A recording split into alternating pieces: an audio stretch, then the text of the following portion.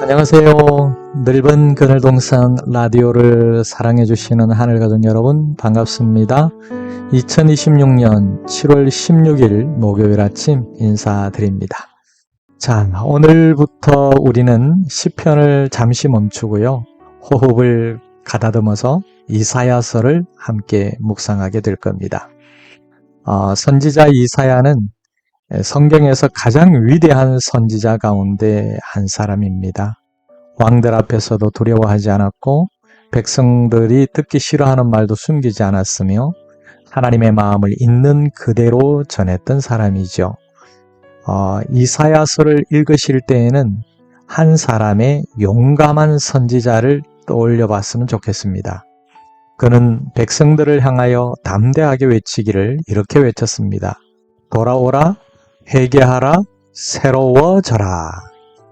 그러나 이사야의 메시지는 심판으로 끝나지 않습니다.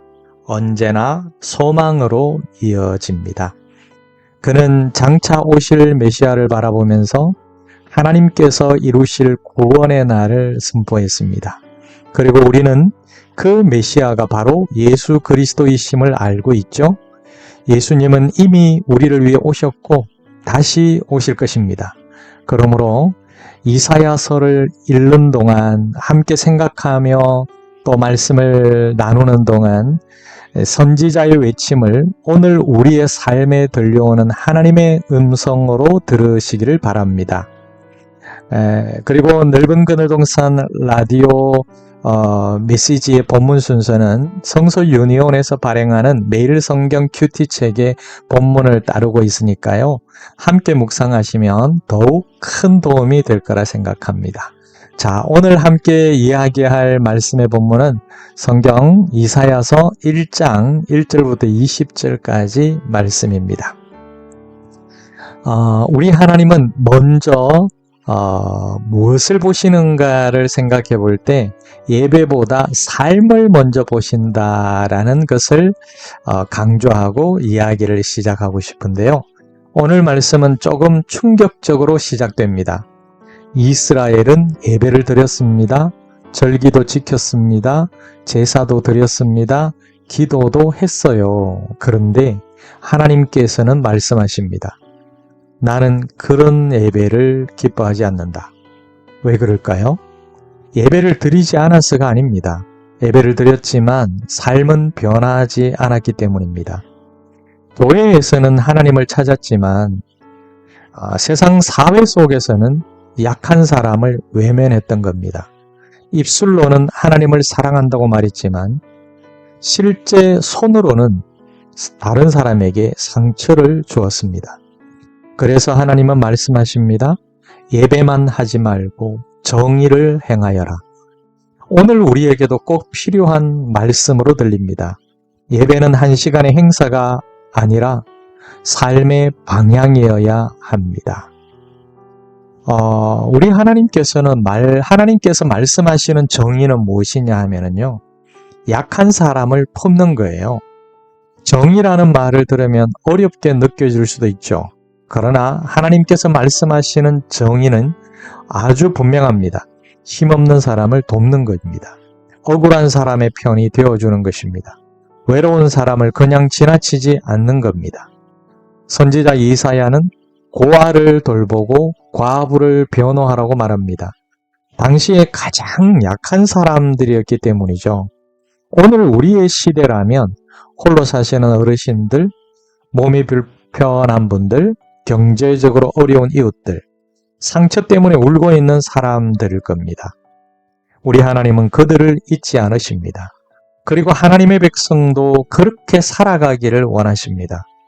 믿음은 교회 안에서만 드러나는 것이 아니라 약한 사람을 대하는 태도에서 드러나는 거지요.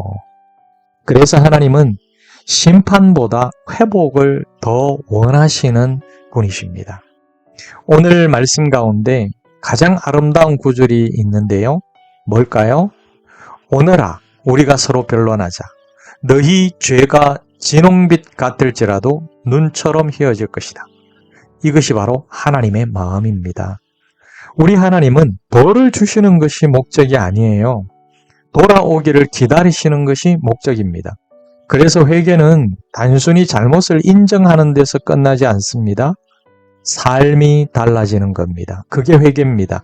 정직해지고 사랑하게 되고 약한 사람을 품게 되고 정의를 실천하게 되는 것, 이게 바로 회개지요.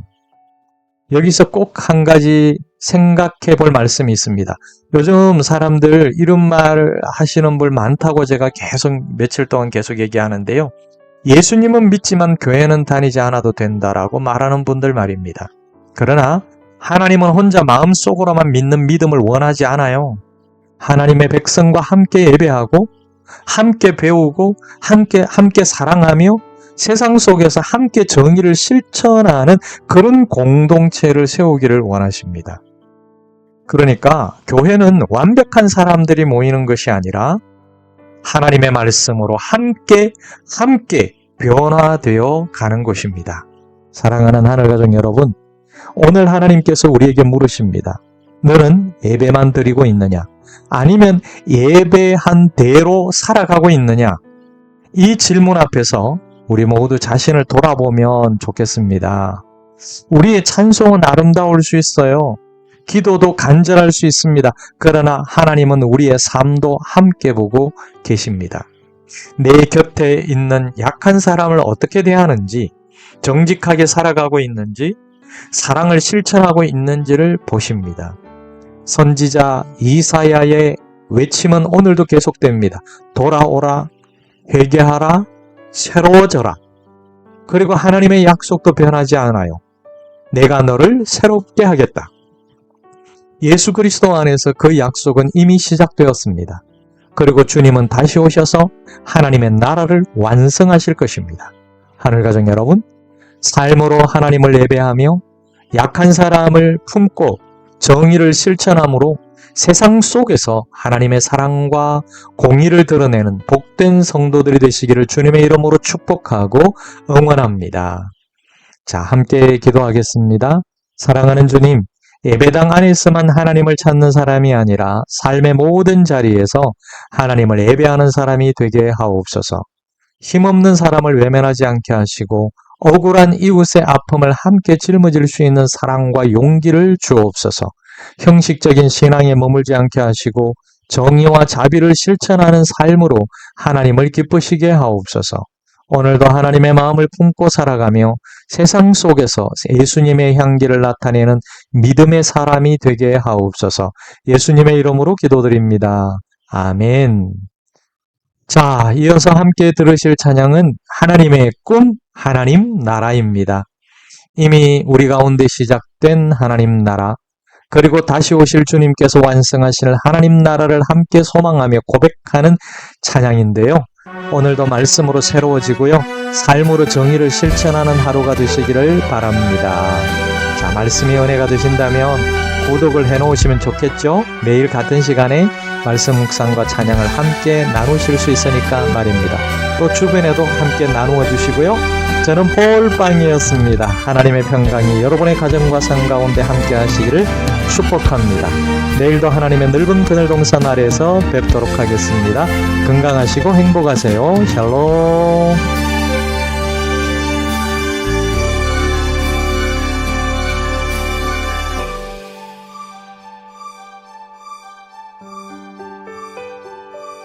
태초의 말씀으로 천지를 지으시고 사람에게 다스리라 명하신 하나님, 사람들 교만하여 하나님의 꿈을 버리고 떠나갔지만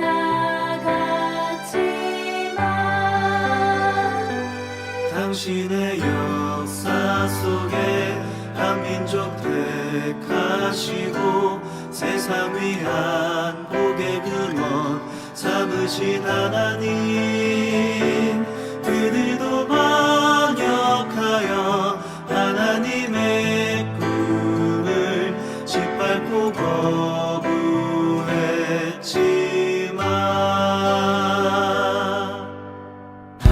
하나님 나라